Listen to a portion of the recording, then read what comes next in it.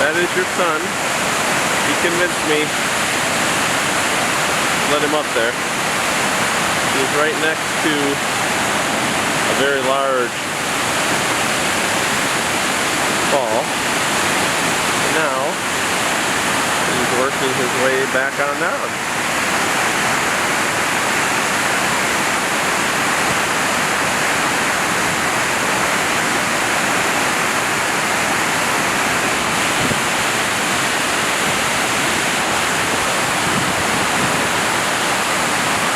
He wants to go up higher, and I draw the line in the sand there. He's as high as he's going to go.